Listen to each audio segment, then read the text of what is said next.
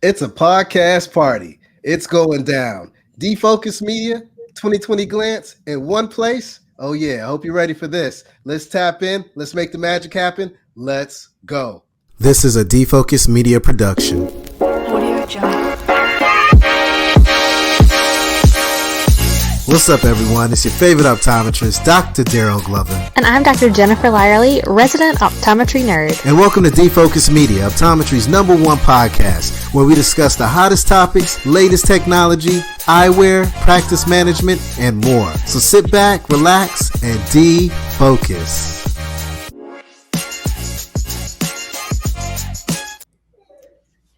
What's up, everyone? It's your favorite optometrist, Dr. Darryl Glover, and I'm here with two of my favorites in eye care. Definitely one that's a part of my heart. We all know Dr. Jennifer Lyerly. Without her, Defocus Media wouldn't even be a thing. Dr. Jennifer Lyerly is a rock star optometrist, as you know, game changer, and just anything that you can think of, she has the answer to. But then also, we got our third counterpart, right, Jen? We got Dr. Jackie from 2020 Glance out here representing, doing a damn thing, always keeping us up to date when it comes to the latest and greatest in trends and news and stuff as well. How are you ladies doing this evening? Doing great. And you know, Darryl, if someone really knows everything, it's always Jackie. As we all know. This is a lot of pressure. Sometimes I feel like this is too much pressure. Like I don't know or retain everything that I read. But yeah, but here's the reason I know what I know, because I'm reading your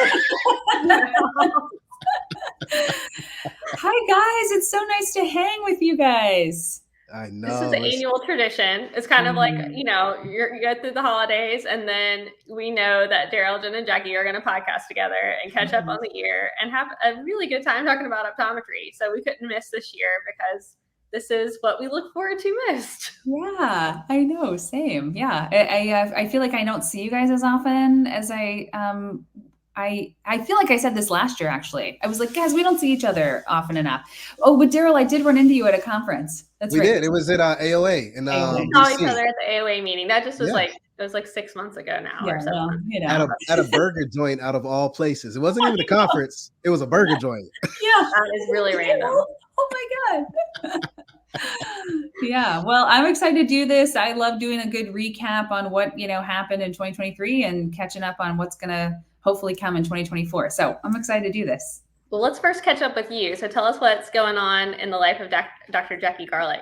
Oh, so life is good. It's busy. This year has started off very busy, just as busy as December for some reason. January's, I don't know if you guys are feeling that in your clinics, but it's been very busy, which is great. Yeah, so I have a practice in Boston that is growing every year, which is great. And my goal is always to just see only dry eye patients. That is where I get the most enjoyment. So that is my goal someday, is to just be only seeing dry eye patients. I still do, a decent amount of primary care, but the dry eye practice, specialty practice part of it is growing. So that's exciting and fun. And yeah, it's all good. It's all good.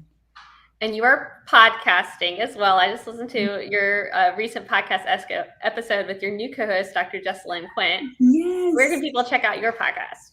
Yeah, so you can view the podcast is called To The Point Podcast, and this is talking about everything ocular surface disease related. So if you're into retina, you will not find this podcast enjoyable. But if you're into dry eye, take a listen. It's Jessalyn Quint, who I'm sure many of you already know. And I do the podcast together, and we do it. It's on BMC, so you can find it on iTunes. The podcast is To The Point, and the idea is that we try to get to the point. Like, I'm all about short, say it in fewer words. It won't sound like it as I'm talking now, but I try to we make everything concise and just kind of, get to the point. So To The Point Podcast is what it's called. So yeah, tune in.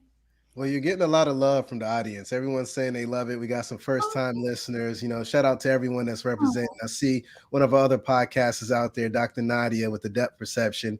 Continue the great work. We loving everything that you guys are doing. Dr. Jackie, I wanted to touch on something that you mentioned, and this is something that I would love for all my colleagues to really take in and hone in on. And, you mentioned how much you love dry eye. Then you talked about the podcast you have is all about ocular surface stuff, right? My father at a young age, when I was younger, told me that I should always stay in my lane, right? And that's exactly what you're doing. You have a love, you have a passion, and you're basically building a vertical for something that you love instead of just being all over the place and doing all types of things. And I think, for some of these younger optometrists that are coming out and they're trying to figure out where they want to go, it's great to kind of dabble in different things, but you don't have to do that your entire career. Once you find something that you're great at, something that you love, just really be excellent and great at that and scale it more than anything. Yeah, that's totally true. I was not into ocular surface disease that much until about 2018. But prior to that, I did a residency in ocular disease. Like, I was all about the back of the eye. I thought this was so cool. And now I'm just like give me like some anterior seg thing. I prefer that. Like, I was kind of like, I think it's a good advice. You just need to try it all. And once you find something that you really like, dive in. But then that may change. Like, I could care less about dry eye, when I first graduated. So, it changed. And, for a variety of reasons, I started gaining a lot of interest in that. I thought, God, this is actually a lot more complex and interesting. And like, this is a space that optometry can really own. And I find it all very interesting. So yeah, it's a good thing to be okay with being really uncomfortable about knowing things. Like, I was out of school probably 8 years before I was like, okay, tell me about ocular surface disease. And I remember like talking to this group of like specialists, like ocular surface disease specialists. And I was like, can't you just tell like an eye is inflamed, like without point of care testing? And they were all like, ooh, like what? Like, I was like, oh, I don't know. I just felt like an idiot, but I was not a new grad, so you also have to be comfortable being like, I'm going to get out of my comfort zone and just ask a lot of dumb questions just to learn. So yeah, I love it. Well, Jen, kind of guide us. It's a podcast party. You kind of help guide us and navigate through this journey. And I'm super excited to see where we're going to go next, my friend. Like all podcasts, I'll drive and everybody else will have the fun commentary on the back. Jen's the most prepared, has all the notes. That's why I'm here.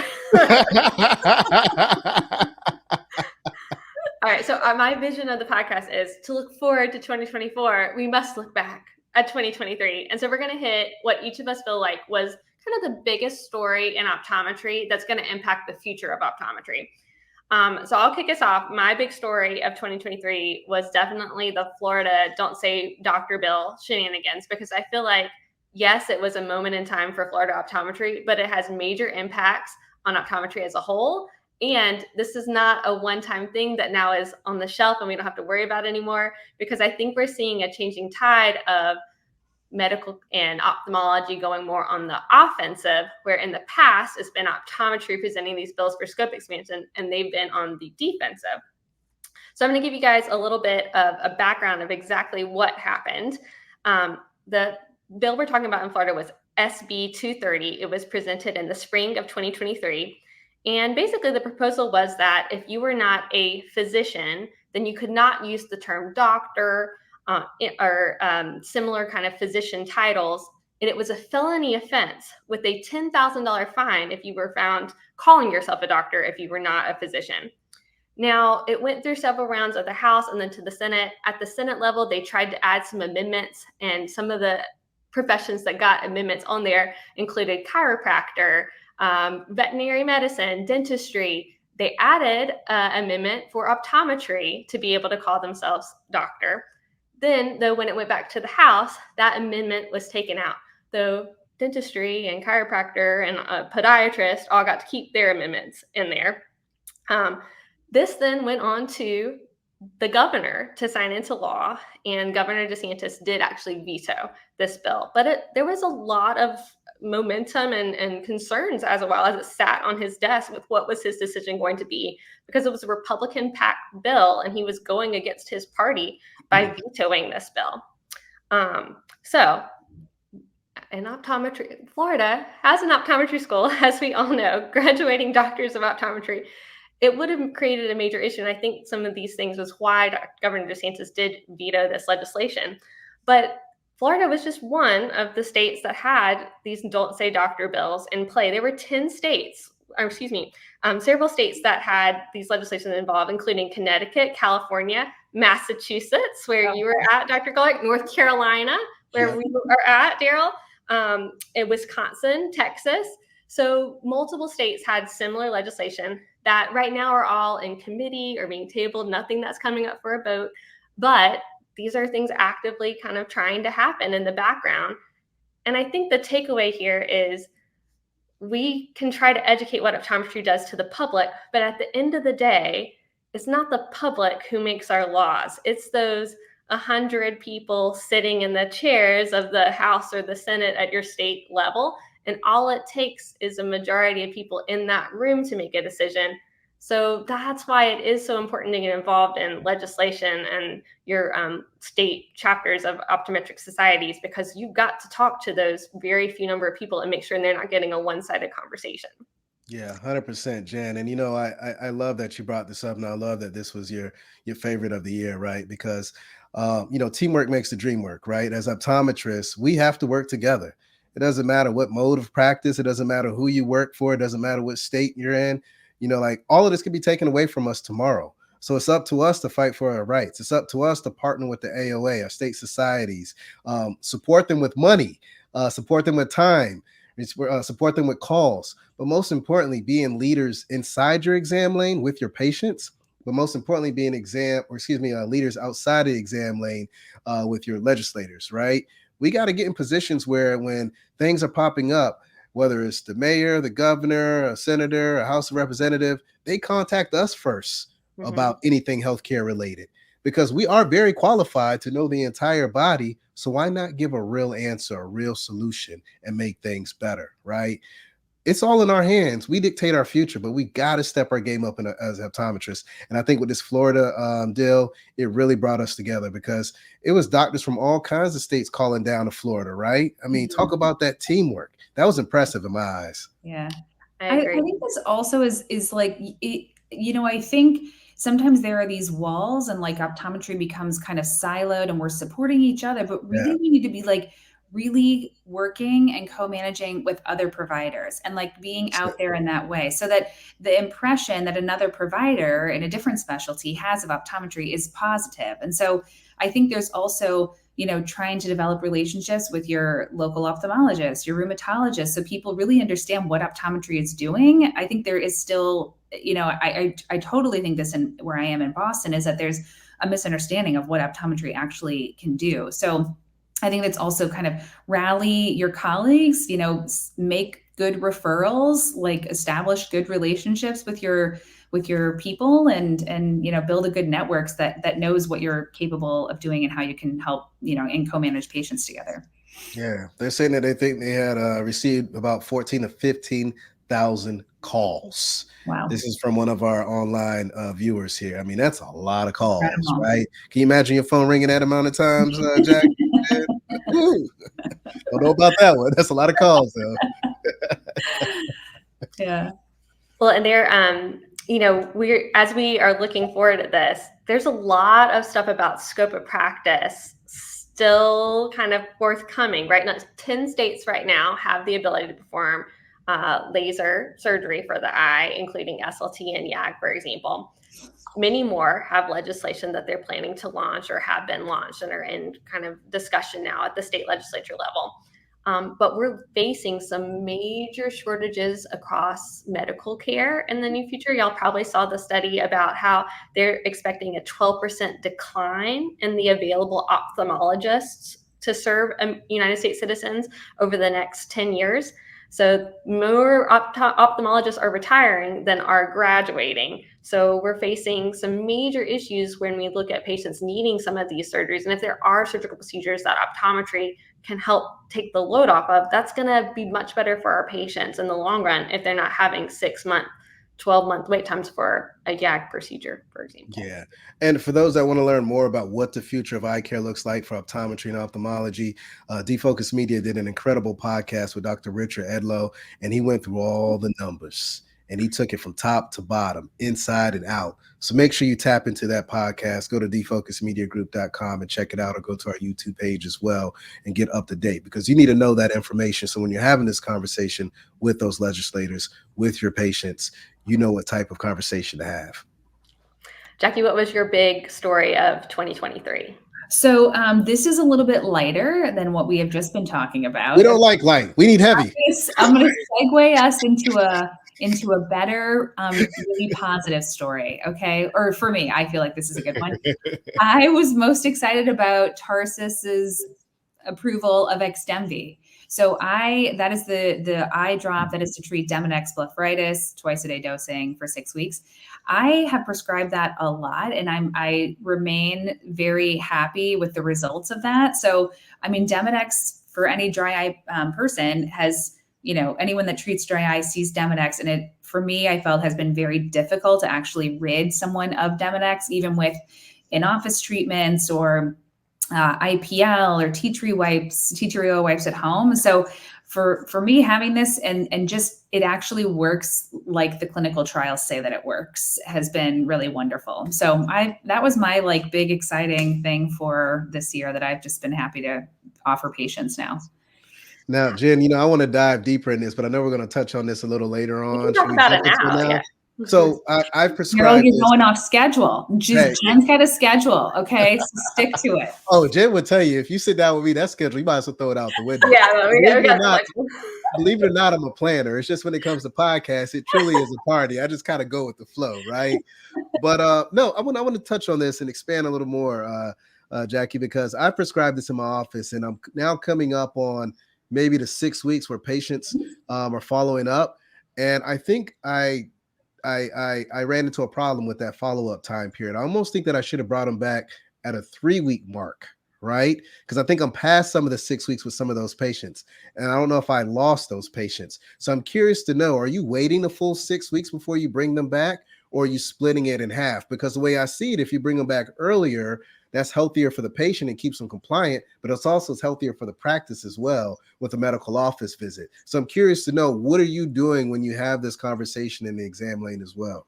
So I take a photo. I have a slit lamp camera, which you do not need, but this has been my process from the very beginning. I took a before photo, told the patient, I'm going to prescribe this. In reality, I read the studies. I think it's going to work well, but I don't know in clinical reality. And so I said, so I want to see you back in 2 months. At first I said, I'll see you back in 6 weeks, but you don't get XDEMVY right away. There's a little bit of some time delay getting it. So I realized that later. So I said, so now I just say, I'll see you back in 2 months. And then I take an after photo. And this is honestly more for me. I mean, the patient, I think, enjoys it also, but I'm seeing them back for a medical visit and an anterior seg, like an external photograph for that at that visit. But I'm doing it around the 2 month mark. I don't know. I don't think doing it in my opinion, I don't think doing it at 3 weeks is going to give you anything. And I don't think it's going to give you the full picture on how well the medication is working or not for the patient to even just reassure it's working, because people are motivated to take a medication when they think they have a mite, when they're told they have mites. So and for me, the drop has been really well tolerated, and I've had no one discontinue because of any adverse event. So it's an easy drop to take. I say, take it when you brush your teeth. So morning and evening, presumably everyone's, brushing their teeth twice a day. But that's that's how I've been, doing it. And so now I have a lot of confidence in the drop. I am still seeing people back at the 2 month mark. And it's honestly just a quick visit, because I'm just are they here? Are they here? What do these lids look like? How are your symptoms? Okay, great. But that's how I've handled it. But I think there's a variety of ways you could go about doing that. Yeah, I was just curious. I mean, and to your point, maybe there was a little bit of a delay in them getting the medication. So I know I probably should have one back this week. So I know I'm kind of in that gray zone, right? So I'm curious to see it, because I prescribed it maybe 6 times, right? And I'm not in the clinic every single day. So I know my schedule can be a little wonky, and it's a long waiting list too. So I wrote the patients' names down. Next week when I get back in the clinic, I'm going to check and see if they're on the books, because I just don't want to lose them, because like you, I take pictures. I have an external camera on both of my slit lamps and both of my exam lanes, and it's game changing. It has really helped change the game for me also when I talk to women about makeup. And makeup on the waterline, false lashes, because now I can show them, right? I mean, a lot of times us as guys, when we're talking about these things to women, they're like, whatever, right? And now with these older guys, and we see all these mites, they're like, yeah, whatever. When you show them, they're like, those are bugs. They're like, hell nah, I got to do something about that, right? So yeah, I think there's a little bit of a delicate balance between like freaking someone out with like, you have mites. I just make it seem very normal. Like, this is normal. We all have this on our skin. It's just an overgrowth of this, yada, yada. But yeah, photos are amazing. And I'm also, Darryl, so proud of you that you just said makeup on the waterline. Like, I love that you know what the waterline is.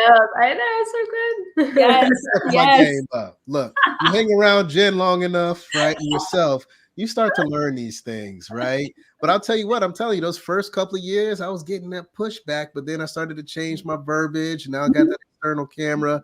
And, you know, I'm just like a kid at work. You know, I just got all these cool toys to play with. And it's changed the game for me. You know what? And I'm sorry, Jen, I before like would hold my iPhone up to the ocular. Like, you don't need the fancy equipment. Like, you can easily take this photograph, but the evidence is like very profound for the patient to actually see that. I used to do my iPad back in the day before I got the external camera. That's what warranted, right? You know, a lot of times we like to buy these toys and then we never use them, right? But I had to prove to myself that I was going to use that external camera. So once I got to the point where I got tired of doing this number to try to get through the oculars, made the investment in the practice to get the external cameras. I wanted to ask about cost, because I will say it's on my to-do list. I definitely want to prescribe this. The one time I had a conversation with someone about it, it was early on and it like just gotten approved. And he was like, well, how much is it going to cost? I have like this really bad insurance. And I typed it in and it was like $1,000 dollars. And I was like, and he was like, nah, I don't want to do that. So what is it typically for people with more normal insurance? Yeah. So it's usually no more than $50. Right. So I have found that to be true for the majority of patients, but there are absolutely these one-offs where $800, $1,200, you'll go get quoted these like high numbers. And I think some of this has to do with obviously the insurance. But there's also a few specialty pharmacies that has also flip-flopped a little bit on which was the best one. Blink was like overrun, I think, with MIEBO plus XDEMVY handling all these scripts. So there was a big backlog in using Blink. I used that at first, and now I'm doing the CVS specialty pharmacy that they'll give you a little handout on what pharmacies to use. But now that's the thing I will say, Jackie, that handout was a game changer. And I love that they actually had a variety of pharmacies, Walgreens and CVS in particular, because most of my patients that come through my doors go to one of those two pharmacies, right? Yeah. Isn't it weird, the dynamic between people and their pharmacy, even though their pharmacy raises hell with them about giving them drugs, but they're so loyal to their pharmacies? I just don't understand that dynamic or concept. My people are not loyal. Like, all of my people hate pharmacies, like hate the pharmacy. Maybe it's a North Carolina thing. I mean, Jen, people, if I tell them we're going to use a mailer pharmacy, they're like, ugh. Yeah. They really hate it. Wow. I'm usually like, don't worry, they're going to ship it to you for free. And then somebody's like, oh, okay, great. That's how that. You would think that would be it's just like pulling their teeth. They're like, I don't want them to text me. I don't want them. Oh, wow. Yeah. We're a little different in North Carolina, but I love all my North Carolinians, right? Darryl, what's your big 2023 story? Are you ready for this? Hold on. Let me switch over so I can tell you what my big story. So we were just talking about technology, cameras. So check these bad boys out. Wow. These are the Ray-Ban Meta smart glasses. To me, this is the highlight of the year. These glasses have changed the game. They had Generation 1 out the year prior, earlier this year, but they have taken it to the next level. Let me just run down a couple things here. Number one, they have 150 different frame and lens combinations. They have a 12 megapixel camera.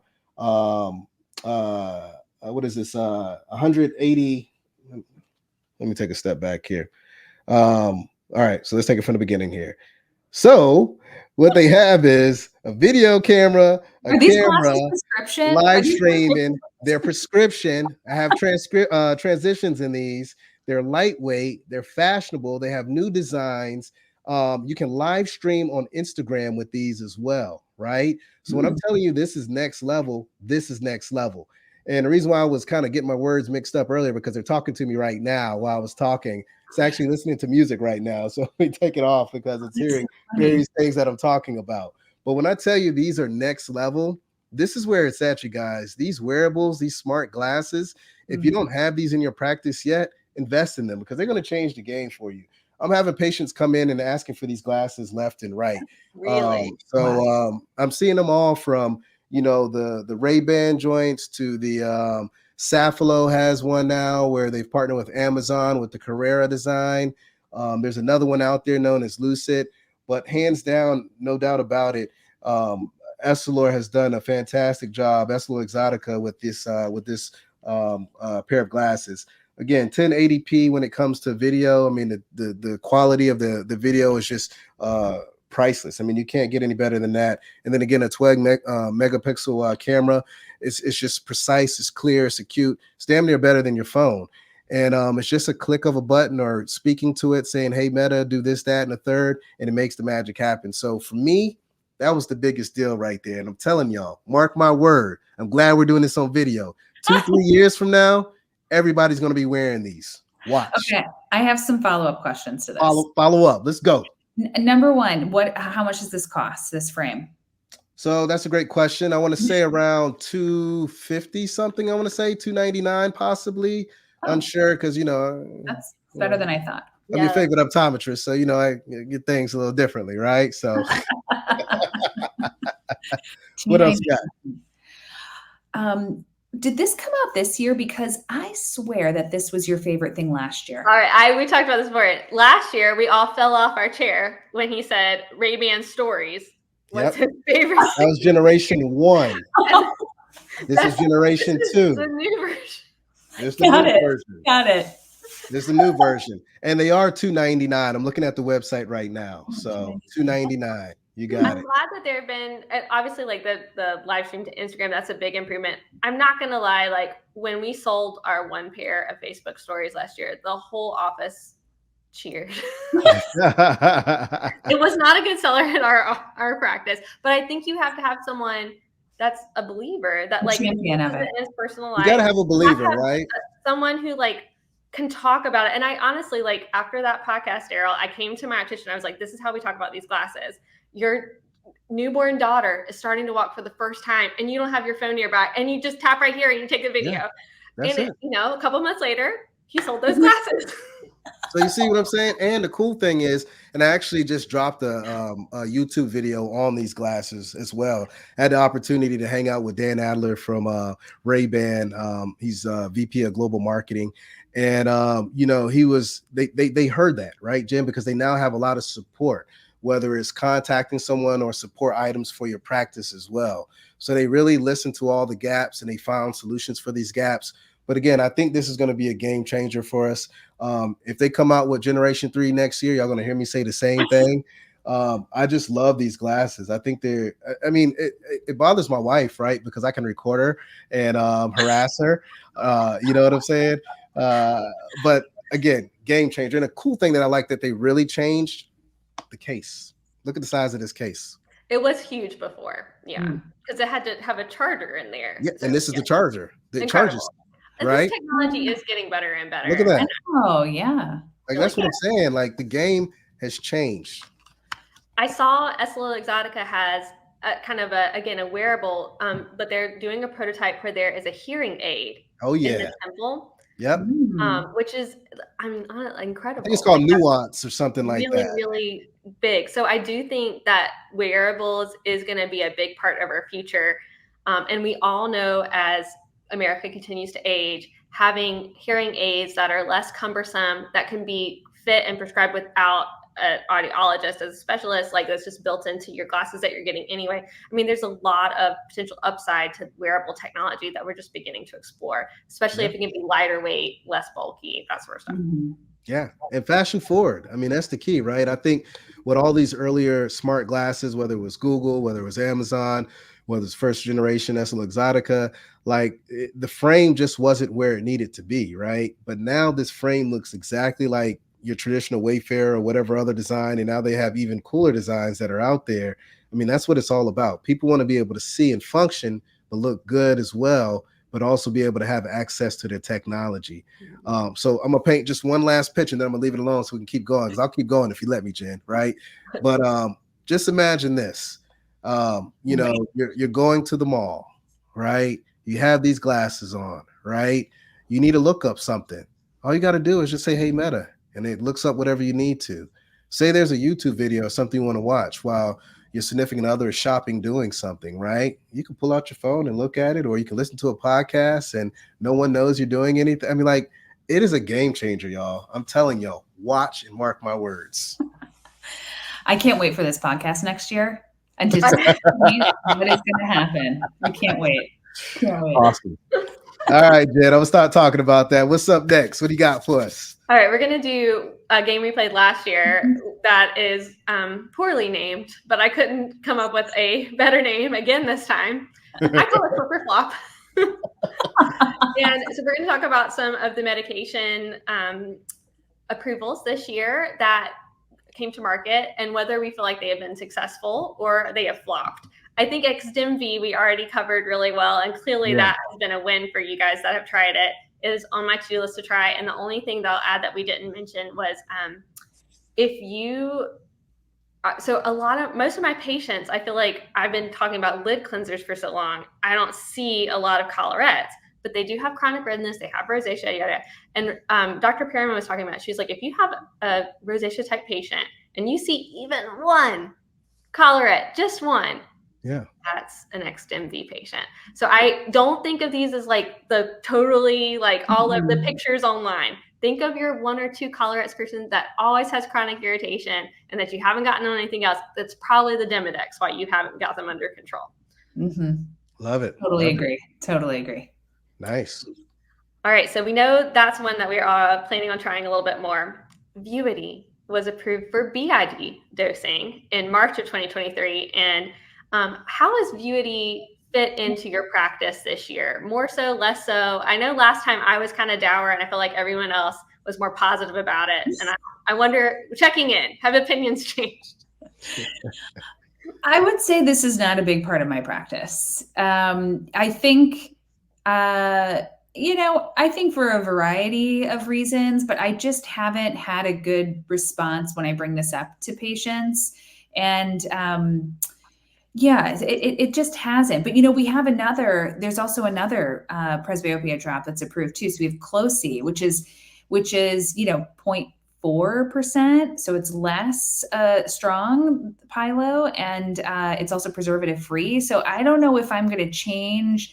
I will absolutely, sort of try this out, but just to always try all the new things. But I would say it's just not a huge part of my practice at this moment.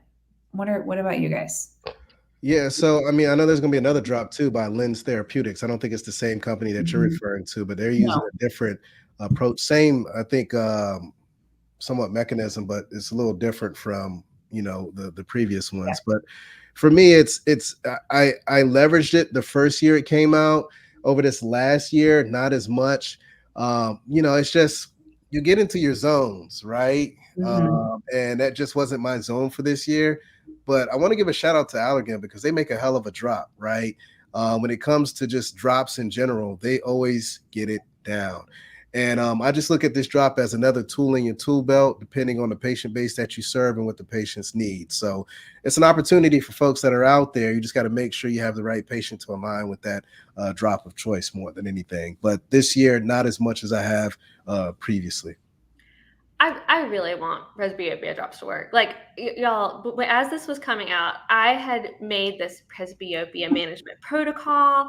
I had this stuff about how we were going to do a pre-visit, and then we would see them back for their follow-up visit. And like, it was going to be a big part of my practice. Yeah. And what bombed was that it was underwhelming. Like, the results just weren't good enough for people to be doing a presbyopia management program.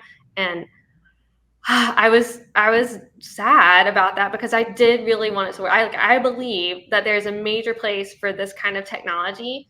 I don't know that pilocarpine, and in any version's form is maybe what's going to get us there, but keep trying, guys. Like, keep bringing us some presbyopia management drop options, and I am happy to get it to my patients. And if something starts to work, I will sing the praises, because I really want this in my practice if I can get people seeing with it. So yeah, I kind of think, there was a similar like, oh, I didn't quite realize that that was a potential side. I think there was some, lack of awareness on my part in the beginning when we were prescribing. And then I think, the offering, but not having a resounding like wow factor just became a little fatiguing. And then I just kind of, like Darryl, like I wasn't in that zone, I just kind of forgot about it. And, moving to a BID dosing is like, okay. But it wasn't enough to make me come out of my fatigue, So when Closey becomes available, I think that's this first quarter, I believe it's supposed to launch. Like, I'll give this one a go, definitely. But I think it's good. I agree with you, Jen. I think I think there is potential in this space. We just need to get people more excited about it, and the potential and its potential and where it can actually fit in someone's day to day. Because it's maybe not an everyday thing. It's maybe a situational thing. It's just thinking of it more. Yeah, and I'll be honest with you. One thing that keeps me on my toes is having reps in my office. I welcome reps into my office, and they kind of downsize in regards to the amount of reps that they have. So just not that constant reminder. And with me traveling and the patient care a couple days out the week, I just wasn't able to put my hands on it as much, right? Yeah, no samples, no rep support. Like, it makes it hard to talk your patient. Yeah, but like I said, shout out to Allergan. They got amazing drops. They do amazing things. Got a fantastic leadership team. So y'all keep making the magic happen, and we look forward to what you guys cooking up next. All right. What else we got, Jen? All right. Well, I apologize if these numbers are incorrect, but I found these online on a research before our podcast, and from like when Vuity was FDA approved to when like early 2023. So this was like several years worth of data. There had been 120,000 prescriptions written. Compare that to MIEBO that got FDA approved in May or June-ish timeframe. That's had over 100,000 prescriptions written already in roughly 6 months of time. I think we can see that there's been a bigger slam dunk effect with how optometry is embracing MIEBO. And so let's talk about what your experience has been in practice with this drop. I know you talked about it on your podcast really recently, Jackie, so it sounded like you're a fan. Yeah, I like MIEBO. I think that writing a prescription for MIEBO became pretty easy when you knew that you were going to get the first month free for your patient. So I think that was really helpful to at least have the patient feel like they're not committing, and the doctor even like, oh, okay, well, let's try it, and see if it actually works without this, a cost commitment, whether there is one or is not. But yeah, I like it. I've had patients that have found some use with this, using it situationally, which I thought was like not something that was, that's not how it's prescribed. Okay. But it's 4 times a day. But I have patients that ski, and so they'll use the drop before they're skiing because that extra wind is like creating more evaporation. And this really helps kind of keep the tears on the eye longer. So I think there's a lot of different places that MIEBO can fit. What about yourself, Darryl? Yeah, so I've prescribed it a couple of times, right? It hasn't really been a big tool in my tool belt yet, right?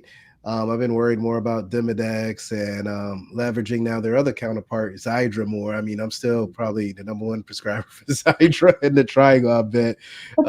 But I would like to do more. I just haven't done it. Again, it's one of those things where I haven't seen the rep, right? So as much, so it's just not top of mind that there's another option that's out there more than anything.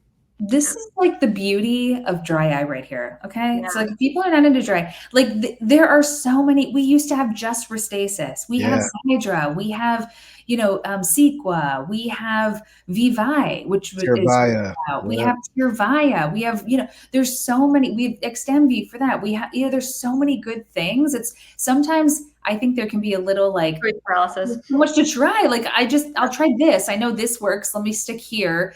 And then, we just need to like come out of our lane a little bit and try some other things. But it's wonderful that we have so many options. Yeah, it's been overload. I mean, I was telling someone the other day, it might have been on a podcast, might have been in person, might have been both, right? But this is like probably the best time to be in eye care. Mm-hmm. With all the drugs, with all the technology, with all the scope expansion, right? with students coming out of school and, you know, getting their debt cut down because employers are paying for it or they're getting scholarships. I mean, who wouldn't want to be an optometrist in today's time? This is the best time to jump into this profession, right? And a lot of it has to do with all the technology and drugs at our fingertips that we can prescribe. Yeah. So true. I agree. I got some interesting numbers. I pulled my Instagram audience earlier about like what they're prescribing. I voted. Oh, did you vote? Thank you for voting. And Anything it's kind of interesting because like I feel like the optometrists on Instagram are probably the ones more active in optometry. I mean, like they're probably more likely to embracing new technology. This is me making an assumption, but just across the board, there were more people not prescribing any of these drops than so. So like with Vuity, 69% of people said they had not written a prescription all of last year. 61% of them had not prescribed MIEBO at all. 69% had not prescribed XDEMVY yet. Wow. So there's a lot of stuff out there that is maybe has even more room to be getting embraced, but all of these drops have their own pros and cons, and they're not going to be universally right for every single patient. So I think it goes back to what you were saying, Jackie, where it's like we're still scratching the surface about who needs what when and trying to figure all that out. Yeah, totally.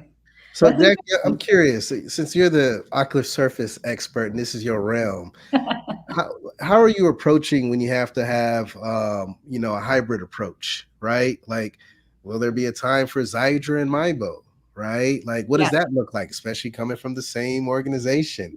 What does that look like with prior authorizations? What does it look like with XIZERVAY and RESTAY? Like, what are you doing with these scenarios? Is this taking place? Are you prescribing this way? Kind of paint that picture, because I'm curious to know how I can take it to the next level with dry eye management in my practice. Because I dabble a little bit in dry eye too, Jackie. You know, you do a lot. You're too busy talking about all these recording glasses. That's why you're spending all your time with the, That's a long conversation to have. No, my approach with a dry eye patient, and I tell them this, is that I want to do the least amount to you to make you better, because there is sometimes a treatment burden that can easily happen with a dry eye patient because, oh, well, you have bleph, let's use hypochlor and let's use the wipe. And then you have inflammation, your inflammatory is positive. Okay, so now we need to like calm you down. Let's do a short-term steroid and then let's think long-term. Like, you can fatigue someone real quick with that. So I kind of lay it out there, and I really am just looking at like, oh, is there inflammation that we need to quiet, or is there obstruction? I find my point that seems to be the most, it's never one thing, as you said. It's always multifactorial. And a lot of it is also sometimes what the patient is doing to themselves. Lash serums, they don't tell you that unless you ask specifically. So there's a lot of like self-inflicted dryness that's happening. And I think I just try to tease out the most offensive thing first, treat it, and then like press, So like, okay, how did we do? Let's see you back. How are we doing? How are we feeling? I certainly use a speed score, but I'll honestly find it very useful. Just say, rate your dryness on a scale of 1 to 10 for me. So then I know how, tell me quick, like how much better are we? And if someone's like, oh, I went from like an 8 now to a 6, I'm like, that's great, but 6 still sucks, right? Like, do you like being a 6? Like, we could make that better. And then the patient's more on board too. And I think them feeling like, one, that there's hope. Like, I'll give you an example. I had a patient today who saw another doctor in a hospital setting, and this patient has ocular rosacea. And I had seen her previously for this as well. And she was told that there's nothing to do for ocular rosacea. She just has to deal. And I was like, so this woman calls, she's calling because she wants tear care and or IPL. Was a long conversation, but she's calling to be like, I just want to do something. I'm miserable. And I get that I just have to live with this. And I'm just like, you do not. Like, so it's also listening. What is the patient's symptom? And just trying to tackle that. Because I don't know if you guys find that, but it is very easy to say, oh, well, I can make you better, like easily. You just have to do 10 things. And the patient's like, oh my God, like I can't. So it's a balance of like, it's also a conversation with the patient. How do you feel about this? Like, tell me honestly, you think you're going to do that? If not, that's fine. We'll go to the next step. You think you'll do at-home therapies, warm compresses? No, fine. Let's do a tear care in the office and just take that off your plate, So Yeah. that's how I handle it. I love the partnership aspect, right? When you start to incorporate the patient into the treatment, into the management, they take more ownership. Mhm. And I do something similar. I always ask my patients or have that conversation and include them like, hey, this is what we can do. Or they may be like, hey, Dr. Glover, I'm not going downstairs to warm up this Bruder's mass. I'm in my bed at that time at night. What else is available? So then maybe I might pivot to Evertears, right? Something Mhm. they can put on their eyes without having to go down and warm up at night, right? So it's like, how can you partner with that patient to give them the right solution to increase or make the quality of life better? But I think you touched on one word that was very heavy, and I hope everyone caught it, and that's the listen. Mhm. As healthcare professionals, as optometrists, we have to listen to our patients. We can't just go in there with the approach that you have dry eye and we're going to give you whatever drug and keep it moving. You got to listen, you got to follow, and you got to continue to execute, but make sure you keep them a part of the situation as well. So great gems, Jackie. I really appreciate that. Yeah. I think the other thing is that I also tell them, like, let's start here, but I Mhm. make sure that they know there are other options, because that is also a big problem. And with dry eye, there's a lot of sometimes hand holding Yeah. with a patient. And so I don't want them to think like this patient that I talked to on the phone today, who was like, I'm just, I just don't have any hope that this is going to improve. And I'm like, oh my God, like this isn't, who gave you that information? That's not correct, So Yeah. I just tell them we start here. And then if this is not helping, I have many things up my treatment ladder that we can kind of go to. So I don't want you to think, I don't want you to sit and be miserable, like I have options that can help you. And you know what else that I've started doing as well is asking them what have they done, right? Mhm. Oh, yeah. They'll tell me the Very name of the helpful. drug or the drop, right? But then I also take it a step further. How long did you do this treatment with this drop Mhm. or drug, right? Because a lot of times someone say I tried it and it didn't work, and they only gave it like a week Mhm. of trying it out, right? And I'm like, no, this takes time, right? So it's like you got to dig a little deeper to make sure you get the full story and listen to the full story in order to find the best solution for that patient as well. Mhm. Sometimes with that is that the patient really can only retain so much information that you're telling them. And I talk a lot, as you can see. So like I have a handout that I'm like, we're doing this, that has a direction. So like they don't have to remember that they need to actually use this for a few months before it Yeah. improves. I mean, I said that in the exam room, but like, are they going to remember? So, so providing proper education in paper form sometimes will help. Yeah, we do the same thing at my eye doctor. We're doing some dry eye stuff. We're running a pilot. We just had an article in one of these magazines out there, and we're doing inflammatory dry. We're using drops. We're doing mask.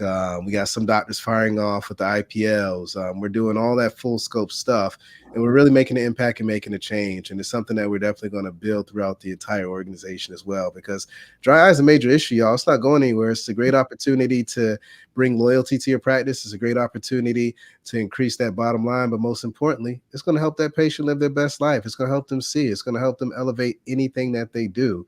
So why not take full advantage of that opportunity at your fingertips day in and day out? Yeah.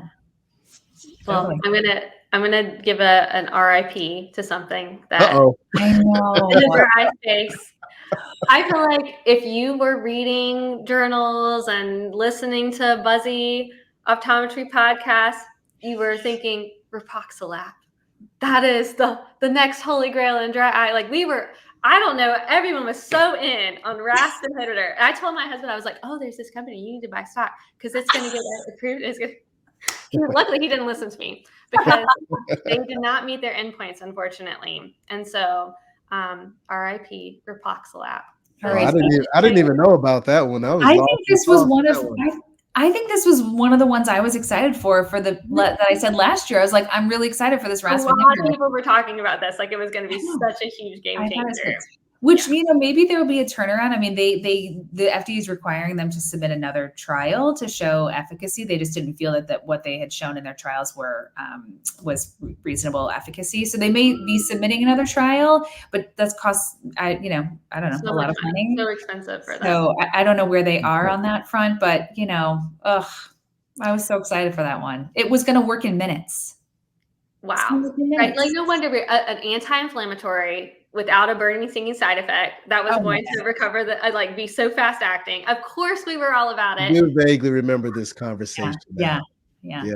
Okay. Maybe You never, yeah. It was gonna be great. So I don't know. Hopefully, maybe I don't know, something will happen. But yes, I'm glad you brought that up, Jen. Only because so it was like if a tree falls in the woods, they're also like, who cares? But a few people are still mourning it. Yes. Yes. All right, let's talk about what we're looking forward to this year. Any big technology that you're planning on maybe considering bringing into your practice for Oh, 2024? Jen, you forgot one, Jen. You forgot a big one because you did a series on Okay. this. Yeah. I didn't talk about geographic atrophy. Oh my gosh. I got so into dry eye. Yes. Not one, but two geographic atrophy treatments got FDA approval. These treatments are injections into the eye that will slow down the progression of geographic atrophy by roughly 35%. Have you had patients to get these treatments yet? I have not. And it's funny. I actually had just talked to my retina specialist about this. Because I was like, are you doing these treatments? And he was saying there's been some issue with coverage on the treatment. So he hasn't really been using them, but I think they might soon. But I haven't had any patients that have been on either of these medications. Darryl, what about yourself? Yeah, so my patient base, not really going to see, right? So I haven't had too many, but I do know that Defocus Media has partnered with IZERVAY, and we've had an incredible podcast series that Dr. Jennifer Lyerly has hosted, and she has talked to some of the latest, or not the latest, the best and the greatest and the biggest names in eye care. Jen, before you go too far, do you mind just sharing your experience and talking about some of those guys that you interviewed? Because it was game changing. Just not even what the drug could do for the partner, but just the way some of our colleagues communicate with their patients, how they communicate with their teams, and how they look at the problem at hand. I was just touched by some of the content that you kicked out, Jen. Yeah, I mean, our conversations were very much around rethinking what we even look for in macular degeneration patients. I think we've been so focused our entire careers on finding wet, because that's all you really cared about was when are those drusen, when's that converting from dry to wet, and that's when we need to make the referral. All right, so now we have to start thinking different and start looking for early geographic atrophy, which, by the way, you're probably not going to see when you look in a dilated eye exam. Like, you're going to need a special piece of equipment to see it, OCT or fundus autofluorescent photos, because if it's big enough for you to see when you're doing their fundus exam, you have missed a boat on when you could intervene. So really starting to leverage our higher technology in those patients. And it has, like, I have been historically really underutilizing fundus autofluorescence photos, and it is a must do as we start to rethink how we look at macular degeneration. So check this podcast out, because you're going to learn how to utilize the technology that you have to better advocate for your patients.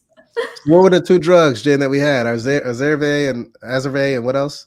Well, and SYFOVRE is how I'm saying it, though I'm sure I'm maybe not saying it correctly. No, SYFOVRE. That's right. SYFOVRE. Okay. And I have been told by our local Iveric bio rep that our big retina specialist group, NC Retina here locally, is a big prescriber of this. So people in our area are getting it, though I personally haven't had a patient yet to make this referral. But I'm looking for them better than I ever have before. Yeah, shout out to NC Retina. Shout out to Dr. Bennett. I know I've shouted him out numerous times on podcasts, but that team over there, they've been A1 since I was a technician, right? They know how to make it happen. They take the best care of patients. If you're in North Carolina, the Triangle, even on the outskirts, you need to refer to this group. They hands down are the best out there. So now we'll talk about new tech coming for 2024. Anything you're planning on adding to your office? Because apparently you already have external cameras, so you don't need that. Yeah, I don't know. Radio frequency is always on my, potential list of things.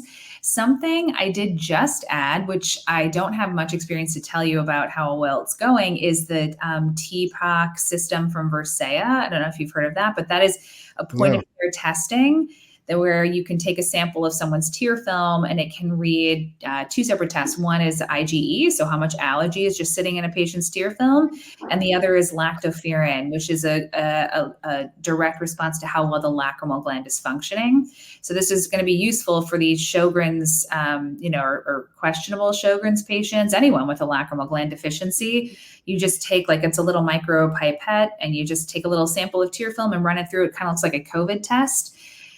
So I just finished the training for that, and we're just finishing up all of the pre-testing on, making sure the machine's accurate. So that's something I just added, which, I'm kind of excited to use on a patient and see how that might be changing what I'm doing. And also, is this a good opportunity for me to talk to rheumatologist and tell them about this particular device and that we have this in the office. I mean, Schirmer testing is, what I use, but, like, can we be more accurate and can we be better? And that's the theory behind it, because you get a quantitative number associated, with that. So same thing for IgE, you'll actually be able to see. And sometimes there's just so much overlap between dry eye and allergy. And sometimes it's hard to tease out which one is the bigger offender. And so, I think this testing will be, interesting to see how this plays out in my practice. So that's something I literally just added, but I'll keep you posted. That sounds incredible. I think that's really, and I have often wondered about, like, because some of my patients come in and they're like, I may have Sjogren's. And it seems like it's been very difficult to get a diagnosis at rheumatology, though they're familiar with the condition and their doctor thinks they might have it. So this would be kind of helping to make a confirmatory diagnosis, it sounds like. Yeah, I mean, it's not like the standard of care, obviously. I mean, anytime we're talking about that, it's like Schirmer testing and then like a biopsy. But, like, I think it will help, and I think this is the way it needs to go, right? With, like, can we be better and more specific on how we diagnose our dry eye patients, and then therefore provide a better treatment for them based on what we're finding. And the same with inflammatory too is another point of care testing, but what will be useful is, like, another one that has a quantitative measurement. How inflamed are we? Just instead of, like, the lines of, huge positive, medium positive, whatever. But I think all of this is, like, really more tailored medicine and tailored diagnostics, which can then just help us better treat our patients. So that's a new one. It's nice. It's dope. I like it. She always got something cutting edge, right? Yeah. This is ocular surface. We're considering radio frequency too. We have IPL, and it's kind of like a nice adjunctive, but it's just, for me, kind of one of the things that I always think about is, like, how much more conversation are we going to have in the world of cosmetics? I know radio frequency has some additive value as a dry eye treatment as well, but it can feel like it's starting to get bogged down. So I feel like until we get really good about talking about IPL and tear care, maybe adding a third thing to that might feel like it's just going to muddy the waters a little bit until we can help our patients differentiate between those two really well. But it's on the radar as something we're considering. Yeah, same. The other thing I really need is a way of measuring axial length again, because my IOL master broke. Oh, that's so good. Market for that. And it is really nice to have, especially because I really hope, I have no inside information, and I'm probably wrong, but 2024, could it be the year that the myopia control glasses finally get here? I really want the myopia control glasses. I will be done with atropine. I won't even think about prescribing atropine. I will just, I can't wait. I really want them. I mean, honestly, I think whenever those glasses come out, I mean, it's going to change the game for eye care just in general, right? Because everyone wants to make the money off of their glasses and their lenses, right? And they feel more comfortable than, doing ortho-K, atropine. And even some doctors are still afraid to do MiSight, which I don't understand. I mean, it's just like fitting any other contact lens out there, right? Yeah. But when you talk about glasses, you're talking their language, right? So it just makes life a lot easier, and it's easier to communicate with patients as well, right? So I'm with you, Jen. I can't wait for the lens to drop. Yeah, I kind of thought it would already be here. I mean, I don't see a lot of peds patients, so this isn't really something that I'm like, oh my God, I can't wait. But, like, it is going to be great. I mean, what a great option for glasses are relatable to a patient. Atrophy requires talking. Ortho care requires like patient, mom and dad buy-in on what we're actually doing to the child. So, glasses are so easy. Like, oh, let's do that. Yeah. I'm hopeful. Obviously, there's a lot of data from a lot of other countries, and I'm sure it's just awaiting a FDA approval, which always takes time. I do believe Essilor-Luxottica feels like it must be soon because they're putting a lot of money into educating doctors about the condition and about what's coming in. So I don't think they would have been investing in that so much if they didn't feel like it was sooner rather than later. So hopefully this is the year. The other thing that's really on my radar, and this is kind of circling back to the first thing we talked about, is, and I thought this was going to be here already too, and I'm surprised we're getting into 2024 and this hasn't happened yet, but the Veterans Affairs National Standards of Practice is still not finalized. This was a big thing we talked about that was coming out theoretically in 2023. In September of 2023, there was a hearing at the House of Representatives where people had a chance to address concerns about what was going to happen. So obviously, like, in increasing the standard of care that a nurse practitioner or an optometrist or another provider can do at the VA hospital will concern the medical community, and they're going to have some pushback about this. But a global standard of care that's not varying state to state obviously is very advantageous to the VA to simplify things and increase access of care. So it's going to be interesting where everything shakes out. And I feel like depending on which way the VA goes, it will greatly steer the path of what happens on state scope expansion measurements.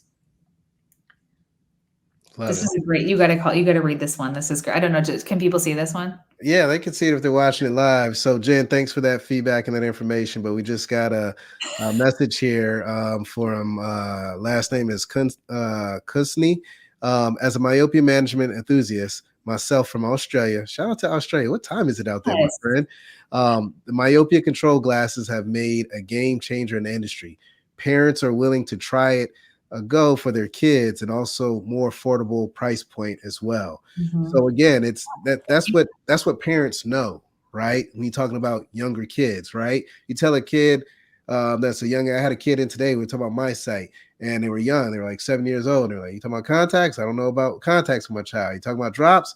I don't know about drops, right?" And they're like, "No," but they're like, "This is a concern. So maybe we can try it out." But they're kind of lost in the sauce, right? But when you have glasses, something that they know, that they see, that they can, physically see on their kid, it changes the game. It just makes it easier. I'm so thrilled that it's been successful for you in Australia. Yeah, that is great. Good feedback. Yeah, thanks for tuning in too. We really appreciate it. And make sure you go to iTunes or whatever platform and give us 5 stars. We appreciate the love, my friend. Girl, I love that you're always working it. You're always working the business angle. You know what? We had a podcast on that. We talked about that podcast. You guys know what? Jen talked about that podcast. Hey, you know what, Jackie? I was going back looking through some of the podcasts, and I can't lie. Jen and I have covered damn near every topic in eye care that you can think of. And like when you go back and listen to some of our older podcasts, I'm just kind of like, wow, like this was ahead of its time, right? Like some of the topics, the way that we were talking about it, like seriously, That's like true. it's some good stuff in more there. people are podcasting now, so I guess it was ahead of its time.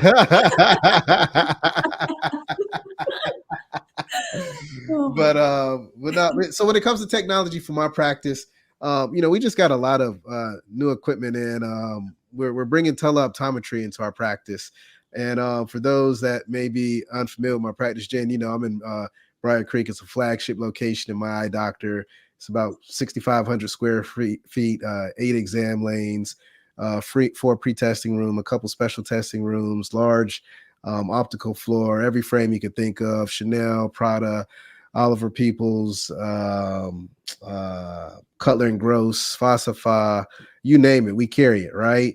But we all know there's a need for more optometrists and there's a shortage, right? So, those days where I'm traveling and I can't be there, it'd be great to have that additional resource and to be able to have, what we call video assisted eye health exams. We're bringing that to my location. So we're getting a lot of cool tools and toys. So now we got an Optos before we have fundus cameras and DRS cameras. We're also getting some device, I can't recall the name, where It checks for APDs more accurate than humans, right? It's like kinetics or something like that. I can't remember the exact name. And then the slit lamp, I think, is going to be that new one, or the one that's been around, where the doctor can control it from wherever they're at to examine the eye. So like, we're taking it to the next level, right? I think if there's any team out there that has mastered teleoptometry, it's probably my organization, My Eye Doctor. And the reason why is because we've invested a lot of time with this technology. We've sat down with the insurance companies, and we also, our chief medical officer, Dr. Artis Beatty, he actually does teleoptometry, so he can learn more of it firsthand and have these conversations. So heavy investment in it. Super excited to see what it's going to do to the practice and the bottom line. And I cannot wait to have this conversation next year to update you on it as well. So that's where we're at for technology in my office. You know what? As a local doctor that practices in your city, I'm so glad you're doing that, because it helps my private practice stand out for in-person care. So I think it's for everybody. You know, and it makes us more different when we're doing things differently. And it makes it more easy to be like, okay, what do you want? This is the kind of exam you get here. It's different than that exam there. Like, it differentiates us. I think that's cool.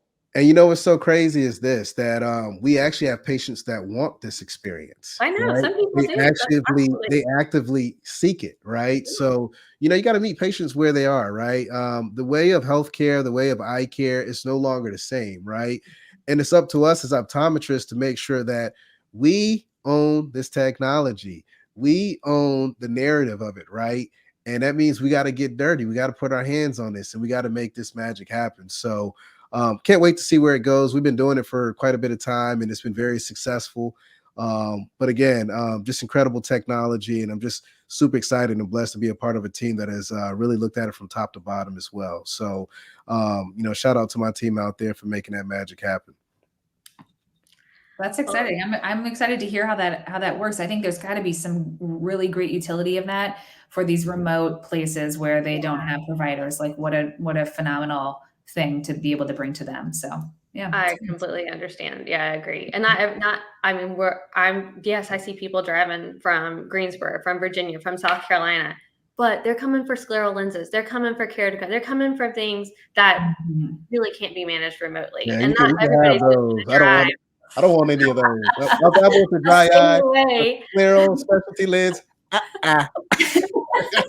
that's why I'm just saying, like this is just like you said at the top of the show, Jackie, like, you're going to realize at the beginning of your career, it is important to dabble. It's important to try a lot of things, to get your feet wet, to get experiences. Yeah. And then as you get into this more middle part of our career, you found what you love and you specialize in it. And you don't try to be everything to everybody. You know who your patients are, you know what you're doing for them, and you know when to refer them when they need something different than you. And that's kind of embracing optometry at this stage in our career.